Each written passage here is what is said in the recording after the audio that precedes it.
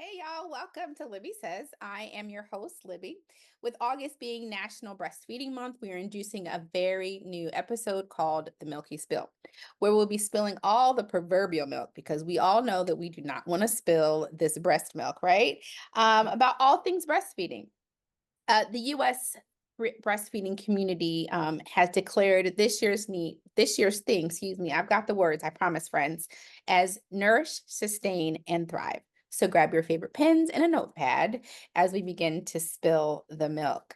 Today on our podcast, we have joining us Miss Kate Zoss. Hey, friend, how are you doing? Hi, good. Thanks. How are you? I'm doing awesome. I'm so excited to have you here and hear what you have to share with our listeners, our viewers on breastfeeding. And before we get into the thick of things, I do want to share a little bit of information about you and then we will dive. So, Kate is a mom of a beautiful 7-month-old baby that she's been living with her partner turned husband for 12 years. She is a French teacher, a crafter, and a lover of all things baseball. Go Guardians, I believe that's who you like. Mhm. Romance novels and various nerdy fandoms, such as Star Wars and Marvel. This is Kate, friends. Did I miss any? Hello. Did I get all Nope, that right? you You nailed it. Guardians fan, yes? Yes, this is correct. I grew up a Reds fan, so in our house, Oh. in my heart, there's room for both. My husband tells me you can't be a fan of both, but I think that that's false because they're in different leagues. They don't play each other very often. And when it comes down to it, I have lived in Cleveland, so the Guardians are my go-to when they're head to head. But Okay. I'll allow it. okay, that's good. I grew up in Northeast Ohio. You didn't have any other choice. I don't like Hmm. They're like you just don't even talk about it if you like somebody else. No. Kind of like I'm not a Cleveland Browns fan. I love the Cowboys, so I don't talk about it too often when I'm back at home. But Fair. here we are, so I feel you. So tell us a little bit more about yourself. Like, what do you enjoy? What are your likes, dislikes? What do you hate? That's a great question. Well, there's not a lot that I hate. Generally a pretty optimistic person. I try not to spend too much time on the things that I don't enjoy. I mean, we're working. Nobody really particularly enjoys working, though I do actually like my job. That is one thing. We're going back to school next week, so my feelings on work are very mixed right now because I am gonna have to send my daughter to daycare to go back to work. But I do really like my job. I love teaching. I've always loved teaching, always wanted to be a teacher. It's good. It's gonna be a good year. Let's see. I Yeah, I love to watch baseball. I love anything nerdy. I like playing role-playing games with my friends, and Mhm. I'm very grateful that our friends are all very understanding of the fact that, we have a 7-month-old baby, and so we've made some adjustments, but we still get to play and hang out. We like to visit breweries, my husband and I. That's Mhm. one of our favorite things to do on the weekends. We are in the midst of starting the new Columbus Ale Trail passport. So Right. that's always a fun adventure, especially this year, because this year I won't be pregnant while we're doing it. Because last year it was always an adventure to find out which breweries had anything that I could drink, and if they Mhm. did, whether it was any good, Right. because Did it's you a find lot harder to make a good mocktail than you think. did you find anything that was good? It was tough. I'm trying to think where most places had at least like the athletic non-alcoholic beers, which are Right. fine. But for the most part, you go for the environment Yeah, more than the beverages at that point, which is fine. It's agreed. Agreed. So you said your daughter is 7 months old, correct? Yes, today actually, 7 months old today, which is Oh, you're crazy. right. Today is the day. I know. Mm, Like what? it's wild. It is Um, wild. so are you willing to talk with us a little bit about your golden hour after birth? Yes, absolutely. So, I ended up with an unexpected cesarean section because my water broke and we got to the hospital and discovered that she was breech, which we did not know prior to then. They told me she was head down and we figured that was right. And then we got there and they were like, actually, no. So, we went into not really an emergency, but it was quick. Um, And so, but they did an excellent job. And so because of it being a surgical birth, they couldn't put her on me directly. They had to like take her and clean her. I don't know all the ins and outs of why that's the procedure. I'm not really sure, but something about how it's the like sterile on the other side of the cloth or whatever. But anyway, they brought her over as quick as they could, even though it felt like it took 8 million years. Yeah. Um, and yeah, so she was like skin to skin right away, and it was they did a nice job. We kind of let her take the lead a little bit of finding the breast, and she did a good job. She got there, and it was, it was really nice. It was funny because you're still kind of in the midst of having major surgery, but you don't really, yeah, I have no recollection of that part of it at all. That like last hour. I mean, I guess the golden hour was sort of half in the OR and half Okay. probably in recovery. I don't really know exactly how long, what is time at that point. Yeah. um, but they did, luckily they left her on my chest while they like wheeled me over to recovery, which was nice. So I could have her close, which was good. Yeah, that's the best. Do Those are you all the think details there I were can any give. significant concerns or struggles that you had, being that you had the unexpected belly birth? Um, the the only thing that was tough at the beginning is just that, there's a scar on your abdomen, right? And so you're trying to navigate, holding a baby and not pressing on this fresh wound. Luckily I'm pretty tall, so I have a really pretty long torso, so that helped a lot. But it still took a little bit of maneuvering to like get her in a position that was comfortable for me and also like would facilitate breastfeeding and things like that for her. So it wasn't too complicated, but it was definitely a little trickier than it may have otherwise been. Well, so tell us about the different feeding methods that you use. So, um, most of the time I'm on summer break right now. So most of the time I nurse her, every few hours whenever she's hungry. I pump occasionally, usually once a day or so, because we try to give her 1 bottle a day for her, especially for her, they recommend vitamin D for breastfed babies. So we try to give her a bottle with her vitamin D in it. But then, while I'm working, I pump during the work day, and then whoever's caring for her feeds her bottles. During the day. And it's kind of interesting because she doesn't drink as much from the bottles as she does when she nurses. And so it's interesting. It's a good example of how your body meets the demand of your baby, because there's always enough for her when I come home, and she definitely like transfers more milk from me in the evenings and stuff after she's been bottle fed during the day than otherwise. So it's really impressive actually Oh, what your body can do.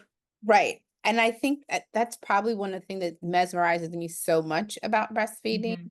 and is one of those little internal, I guess, lab experiments that I want to have of like, well, how much longer and what else can we do with this breast milk that Mhm. it really just completely responds to this kid. Mhm. Yeah. It's Yeah. yeah. So I love it. So do you have any favorite products that you want to spill the milk on? Let us know about what folks may want to consider. Sure. Well, the first thing I will say is that I remember being surprised at how much I didn't need, actually. Oh, I mean, we've been very fortunate. We had honestly, a good lactation consultant is really the first and foremost thing that I would recommend for anyone. Because I know that was the most helpful for us because, breastfeeding, there's a learning curve, right? And it takes a little bit of time. And at the hospital, it certainly did take a little bit of time to get the hang of it for me and for her. And with the sort of limited mobility that I had, that was tough. And we were really fortunate to have several really knowledgeable lactation consultants come in, and it was great to have a variety of people because everyone kind of has their own mhm. style and their own tips and tricks. And so it was great that we got to see several different people who had several different ways of giving us advice, which sounds like it would be confusing, but it was actually really helpful to have lots of different perspectives because then we had lots of different things to try.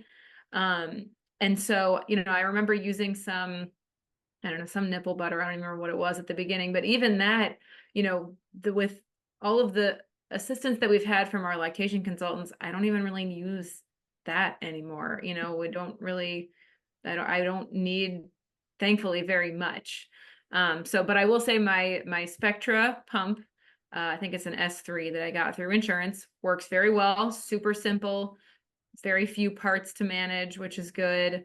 And I would recommend reusable breast pads. I like the Lancino ones from Target. At least that's where I get them. I think you can probably get them other places, but I'm a Target girly, so that's where I get them from. Where else do you shop? It could be anywhere else besides Target. No, that's, anywhere else is just not Target. Mhm. Absolutely. So, for the viewers, don't worry. I will put those product names in a resource list. You'll see them at the end of the video. So you can jot it down if you want to, but it'll be there for you later. So don't. Oh, I do have one other thing I forgot. I also have a hands-free pump, one of the wearable pumps. It's not, but in the I don't even know the brand, to be honest with you, because I went on Amazon. I found one that was reasonably priced because when I first started looking at wearable breast pumps, I was like blown away by how expensive they could be. I was like, I do not have $400 for a wearable breast pump. That's just not in the budget. Exactly. Um, and so I went on Amazon and I looked at a bunch of different reviews and I picked one that was, I think, $70. Okay. And it worked fine for me. It does have more parts than the Spectra, and I think I'm gonna move away from it this coming school year just because I don't need the convenience of the hands-free Okay. anymore. But it did work fine. So that would be my advice would be don't jump immediately to the expensive ones because then Yeah. they are probably not worth the cost. Did you find that you were still transferring milk well with that hands-free? Yeah, I was a little worried about that at the beginning, but it ended up being fine, especially because she transfers more when she nurses than she drinks from the bottles anyway. So I found on average I was pumping still more than she was drinking out of the bottles. Mhm. So we ended up freezing some, and so now we have some in the freezer in case we needed it Love another it. time. So And so another follow-up question to that is like, yeah. have you ever tried using a hand pump? I haven't, but I am going to get one, I think. I wasn't sure. To this point I haven't super needed one, but now my daughter is starting to sleep all the way through the night without needing to eat in the middle of the night, which is crazy because she just started doing that by herself one night. Like I just woke up at 6:30 and I was like, "Where's the baby?" And it was like she just was asleep, still chilling, and Yep, now she's like, "I don't need to eat in the middle of the night anymore. I'm a big girl." I'm fine. Um, which is crazy. So, but now, depending on how long she sleeps or how long it's been since I last nursed her, I think I am going to get a manual pump for those moments where just to like kind of take the edge off a little bit and make it a little more comfortable to sleep. Yeah. So your company, Lancinol, has an amazing one. Oh, okay. Yep. It's That's like good. 20-25 bucks. Oh, that's super Target. reasonable. Love it. You know, Put it in the cart as soon as we're done recording. absolutely. So can you share with us some of the most beautiful aspects of your breastfeeding journey? Sure. I think for me, there's probably two things I think. One is that it it feels really special to be the only one who can do that for my daughter.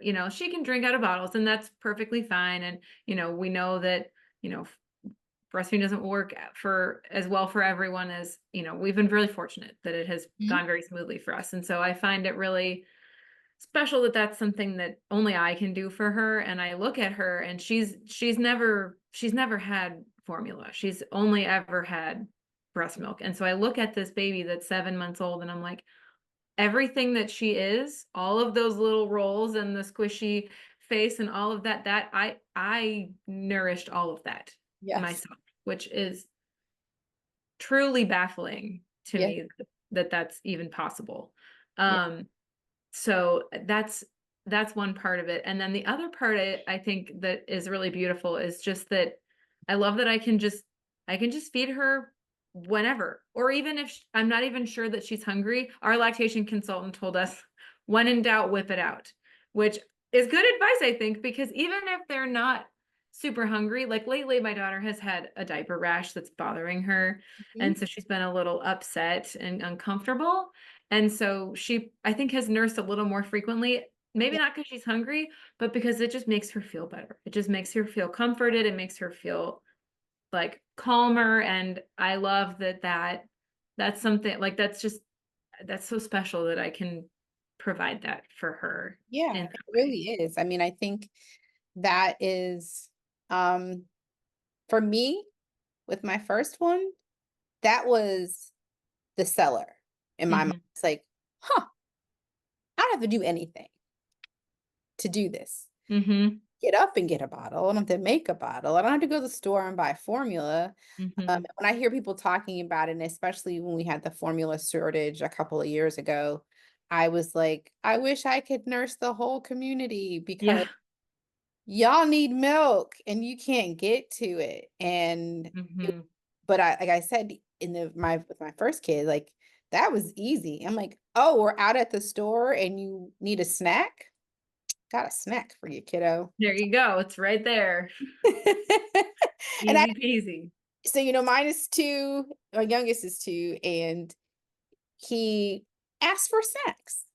Uh-huh. And especially when we're out. That's my favorite. It's the only time that I will like offer milk at this age. Uh-huh. Um, I don't have any problem with nursing my baby. I don't feel any type of way about it, but like Right. I don't offer it all of the time. Right. So we're out and he's like, snack, or he's grabbing something. I'm like, or do you want milk? And then he's like, huh, milk. Yeah, that's what I thought. Yes, That's fine. milk. Don't Oh, worry. that's I'm not giving you funny. his free snacks out of the container at the store. I'm just not doing it. No, Not that I haven't, but you no. know. Of course, sometimes you gotta do what you gotta do. Yeah. So has there been anything that has been troubling for you in your breastfeeding journey? Um,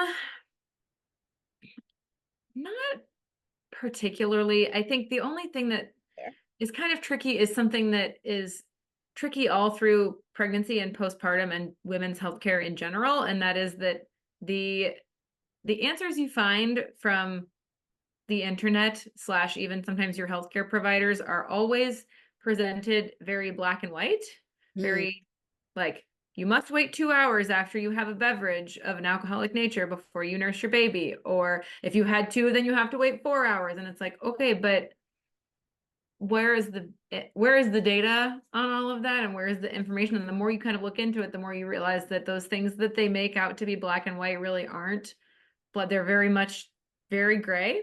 And so navigating the gray is very difficult, especially because there is often so much like emotion and also like expectation or like sometimes judgment tied up in things like breastfeeding and taking care of right. your child. And, so not only are you navigating all of those things, it's also like you can't seem to get a clear answer on anything like that. And it's so that's been kind of the trickiest part. And for that, I'm grateful that I have our wonderful doula, Libby. We also have our lactation consultant who's fabulous. And I have several friends who, fortunately for me, are doing this like with babies 2 or 3 months ahead of mine. Ah, So they have a little bit of the foresight that I don't have. So they can be like, well, this is coming for you, so be prepared. Or like, I didn't do X, Y, or Z, so I don't think you need to. And I'm like, great, thank you for releasing me from that expectation that amorphous society has placed on me.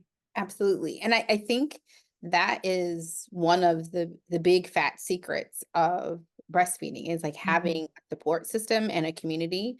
Whether you have a doula, whether you have a lactation consultant or another professional supporting you along the way, the community of family and friends or people who have done it before, heck, an old lady walking through the store that just encourages you to keep Mhm. going is really, it's really wonderful to have. So I'm glad that you have that for yourself and that you've created, especially like when you're in the thick of it and someone like you said is in front of you to go remember, or I know you read about this because we know Kate read about it, right? Oh yes. Um, Always.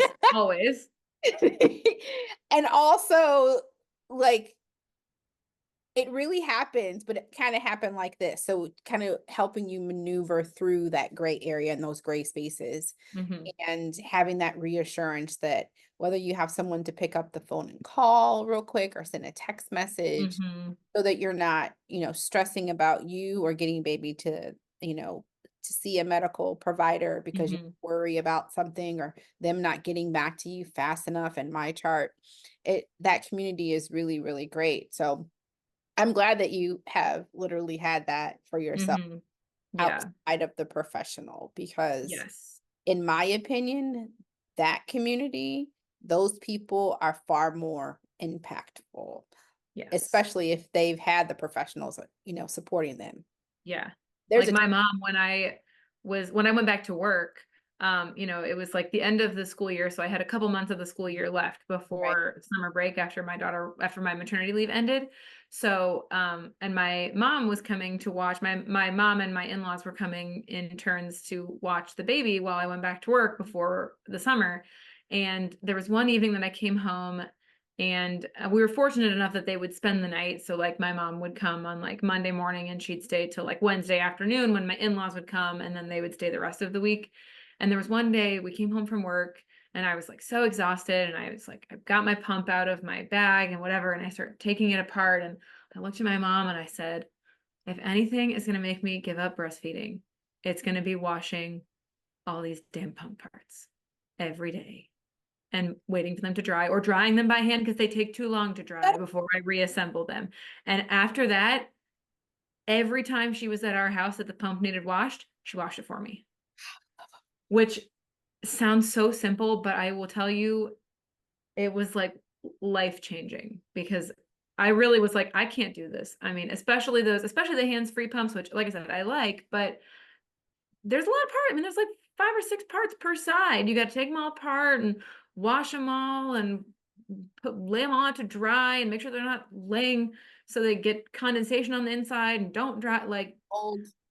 yes, mold. Like it's horrible. It's such a pain. And I see how. so, No, yeah. I've seen it, but no, that it is a pain, but it's a thing, and then people don't realize how impactful it is to have Hmm. someone to be able to do that for you. Hmm. And Hmm. not knocking a partner or anyone, but anyone who knows me will know that in my work as a doula, I encourage people to create and set up a postpartum plan Hmm. and to be very transparent about your needs and expectations for folks when they come to visit you.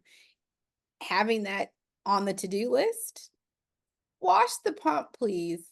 Hmm. If you could wash the pump, that will, whew, you've given me a whole lot of time. Yep. You don't even realize how much time and rest that it has. And I know that was one of the things that, Jesse did in the very first few months. He was really good about, like, I'd pump and he'd be washing away. And I'm like, Hmm. ah, yes. And I also just hate to wash dishes. So Yeah. Yeah. I also am not a big fan of washing dishes, but uh that was for whatever reason the pump was particularly annoying. I, I think it's because I also had been wiping it all. Like I had to, kind of yeah, clean it a little bit between pumps. Though some people I know don't. Some people refrigerate it, which I have heard is also a good strategy, but I haven't tried it myself. But I was like wiping it off twice a day in between pumps. So I was like, I've disassembled it twice already, reassembled it twice already today, wiped every part already twice today. Like, if I gotta wash this thing again, I'm gonna throw it out the window. I'm gonna be really honest with you, Kate. When you get this manual hand pump, I think that you're gonna stop using that Spectrum. Okay, I'm excited to try it then. I'm gonna I have think to. I think you'll be like, ha, ha, no. I Or have is found it? myself and other breastfeeding parents saying that the letdown is faster. And Oh, that's even though, nice. like, let me just say this for the record, and maybe an IBCLC or a CLC will have a different take, or Mhm. they might have other data. What I have found, I don't know any breastfeeding baby that drinks more from the bottle than from the breast. I Yeah, just, no, I just don't. I doubt it. Yeah. I haven't met one. Yeah. Met quite a few of them, but I haven't met one yet. So Yeah. that doesn't surprise me. So I know they're not really worried about the amount that is being transferred Hmm. because of that. But I have found for myself specifically when so I thought that I had like a low supply, wasn't worried Hmm. about it because we already talked about it. Your body makes what the baby needs. Right. So that being said, I started using the hand pump because I was engorged one day and my girlfriend had one. She's like, "Oh, girl, here, use this." And I was like, "All right."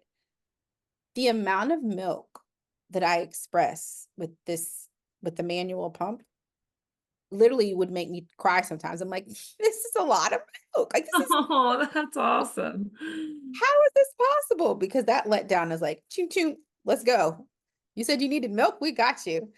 Done. So yeah, I think you're really gonna and Okay, appreciate cool. I'm excited to try that. that one. So with your support system and when you're thinking about work and you're thinking about the different shifts and transitions, like even thinking of having had a surgical birth, do you feel like you've thus far, only 7 months in, have had everything that you've needed to be nourished, to be able to nourish your baby and sustain your well-being and still thrive during this time? Yeah. I think so. Yeah, and I think in part that's because as a teacher, I'm always thinking ahead. You know, that's what we do as teachers. We are always planning ahead for every eventuality. And so I think we were fortunate enough to have enough like to have the right people like in our in our circle when we started this journey. So, you know, we started working with you as our doula like the I don't even remember. It was like it's the last summer, I think, before like mid last summer, I think sometime. And so it we had a long time and a lot of contact, and you like I know you were able to put us in touch with a lot of people who were really helpful, like the sleep coach that we're working with and our lactation consultant. And you know, that just having someone to help direct us towards those resources, I think that's why I am very pro doula and just in general. I mean, Yeah. because that's, you know, those are people like, you know, those people know that you know, they're very connected, generally speaking. If you find yourself a good doula, then you have someone who can direct you to all of these places for anything that you could need. Oh, 9 times out of 10, someone like a doula is going to know at least what direction to send you in to get the help that you need. So I think that was really probably the one of the most crucial things that we did that was helpful to set us up for success postpartum. Because you know it's nice to have one first line of go-to person. You know, if I don't have someone to ask about the thing I need to ask about, I will ask Olivia, and then if she doesn't know someone, I will find somebody else. But generally speaking, you know, you can direct us towards the help that we needed, and that's I'm glad to be able to do so. It's something that I, really work hard on is making sure I am connected in the know of who mhm, doing this work. All of the birth professionals, there's so many people like to stop it, like OB, midwife, nurse, and doula. I'm like, oh no, there's so many folks that are related to birth work that mhm. it's a long list. It's a great list. So Yeah, able to, have that and share with you all is really a pleasure. yeah. So tell me about your experience with nursing in public. Ooh, good question. So it's kind of funny because it never it was always something that I knew I was comfortable with. I was like, I don't mind. Like, I'm not worried about it. I was like, do I need to buy a cover? Like, no, we're not doing any of that. Baby's not gonna like that anyway. She doesn't like, she's gonna be like, what is this thing on my head? Like, get this off of me. Um, so that was never a problem. The funny thing is, I am finding it more difficult now because she is so distracted. Mm, Because my mhm. baby's very social. She likes to know what's going on. And I mean, my husband sometimes can't even be in the room when I'm feeding her because otherwise she gets to, like yesterday, my husband was outside weed whacking and I was shouting at him from the living room, like, close the door. The baby can't eat. because of the sound of the weed whacker. So, so we're working on it's funny because the things that you would expect to be the problems of like it's, people like are Mm, weird about it, or, people make you uncomfortable or say weird things, or there's nowhere to go to do it. It's like I really haven't had any of those issues for the wonderful. most part. My biggest problem is my own child who's like, what is going on everywhere but the breast right now? And I'm like, Mhm. but you're hungry, so let's do that. And then you can look around. Wait until she starts talking and then she wants to talk to people. That will be that'll be a whole other thing. My husband likes to joke that I'm getting a taste of my own medicine because I'm a slow eater and I'm a big talker, and I do that. I like am talking. I mean, half the time the people I'm eating dinner with are done like well before me because I've been like one bite and then three stories and then one more bite and then three more stories. And so my husband jokes that my daughter is just doing to me what I do to everybody else. I mean, it's a good thing. We've already talked about this, that like you need Yeah. food to have conversation and it just Yes. makes sense. Hmm. Helps you slow down. Yes, you can digest it better. I'm here for it. Yes. Here Yes. for it. So, I love a good old myth buster. So, do you have any myths that you heard about prior to pregnancy or breastfeeding about breastfeeding that you're like, Mm. absolutely not? That's a lie. False. Well, that's a great question. I would say the one thing that that I could maybe say is that a lot of people said that it hurts. Mm. And I know that for some people when it's not going well, like it can be Hmm. painful, but if you have, like we talked about before, if you have the right appropriate help to help it go well, it doesn't hurt. You don't even feel anything most of the time. You're just kind of there. Though weirdly, I feel like it makes my like under my arms itch sometimes, which is really weird.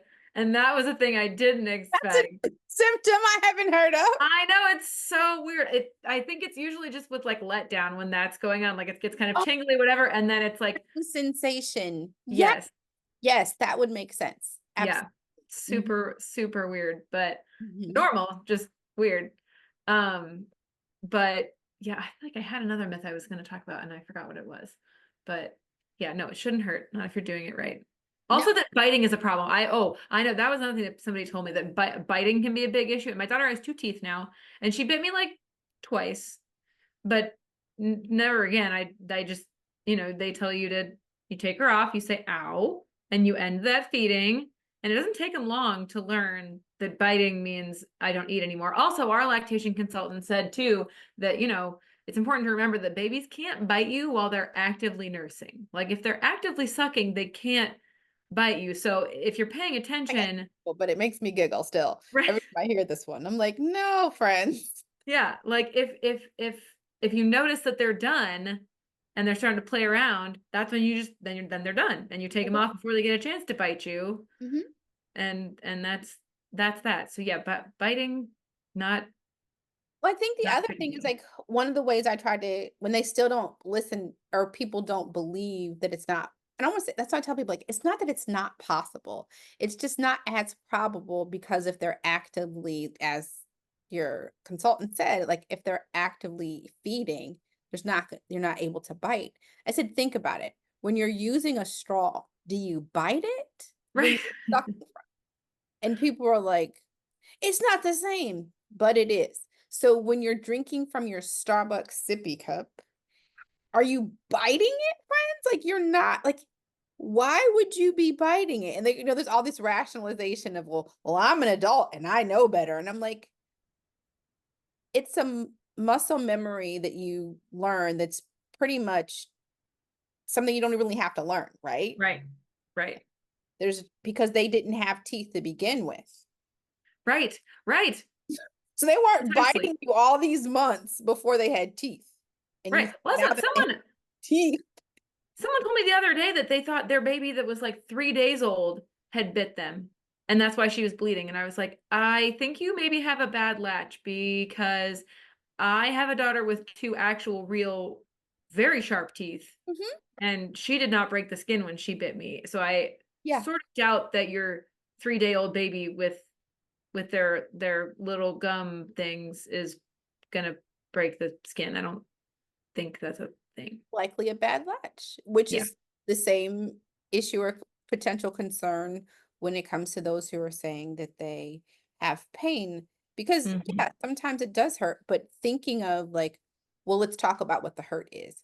Is the hurt Mhm. at the nipple? Is it in the breast? Is it at the latch? Like, what are we noticing? Those are the things that your lactation consultant would be looking at to help Mhm. support you and finding a resolution to that pain. Mhm. Because yeah, it could be a multitude of things. If you're engorged, it hurts. And that, yes, I had a clogged duct one time and that was very painful.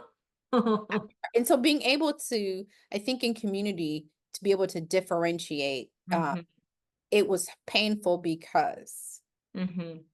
right? Um, and those are all valid reasons to stop, especially you don't have support, you don't know how to resolve, Mhm. or if you don't have a provider.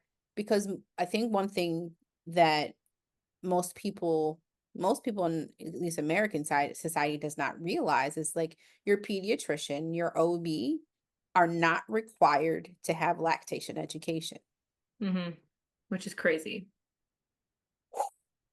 I did it I mean, but it's why CLCs and IBCLCs exist, but also if you're taking care of a child that's breastfeeding, like we're not talking about something so specialized. It is specialized. Let me not I don't want to diminish their work, Sure. but it's not this type of feeding is not so specialized that your pediatrician shouldn't know more than Mhm. I found myself educating my pediatrician. Um, Most OBs over time begin to learn a little bit more, but even your labor and delivery nurse. I, Mhm. I always look at the badges because I want to know what my nurse can do for my client, Mhm. right? Mhm. And the first thing I'm looking for, are you also a CLC? Great. Mhm. Then my next question is there a CLC on staff? Mhm. Right?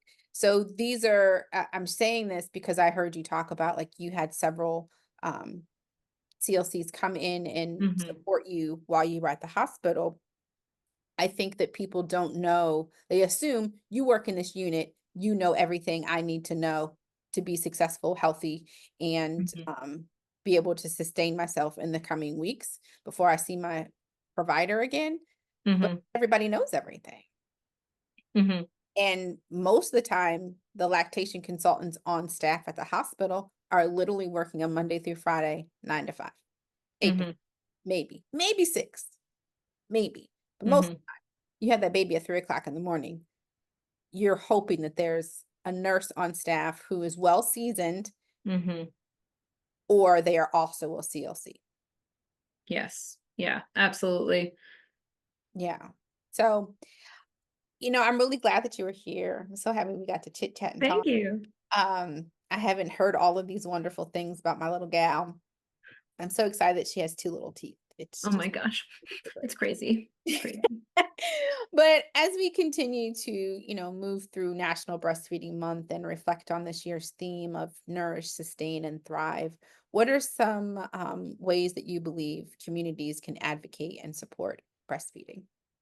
Yeah, I think honestly, I think that the best thing that our communities can do is make sure that mothers know what resources there are out there for them and where to find them. I mean, I think that was one of the most helpful things for us that, both through our doula and also through our hospital, we were swimming in resources. We had booklets that were full of names and phone numbers and groups and organizations and things like that, that if we needed anything we knew kind of where we could go, at least to start to look for the help that we needed. So I think that's the because there are people out there. I mean, we of course I think probably need more of them, because we need more of most things when it comes to women's healthcare. There's just not enough of anything most of the time. Um, So that certainly couldn't hurt, but I think the most important thing that our communities can do is make sure that their mothers know what resources there are and how to find them and make them accessible. If it's, if the next appointment with the one lactation consultant in the neighborhood is not for 4 weeks, well, that's not very helpful to me right now as a mother who doesn't, like if I need help from a lactation consultant, I need it pretty much right now. And, I can't wait 4 weeks. And if I'm going to have to wait 4 weeks, I'm probably just going to quit because that's a really long time in baby days, baby time. 4 weeks is a really long time. Yeah, So, making those resources accessible and appropriate to the needs of mothers and their children, I think is really important. I love it. I love it. Well, thank you again, Kate, so much. I appreciate you lending your time and your wisdom and your experience to the conversation. Sure. Thanks for having me. Oh, absolutely. I will, like I said, I will share any resources and information that you provided and the slides at the end of this podcast. You guys, if you have questions or concerns, or if you want to connect with Kate on a different level, her email will be presented as well for you to reach out and ask questions and connect. She does not do socials for the random folks because she's a teacher and she's about that teacher life. If you are a teacher or know a teacher, most of us do not share our social media publicly and we keep it on severe lockdown. Children are sneaky. Oh my gosh. Are they ever? They Yes. want to know what their teachers are doing in their spare time. It is. Hmm.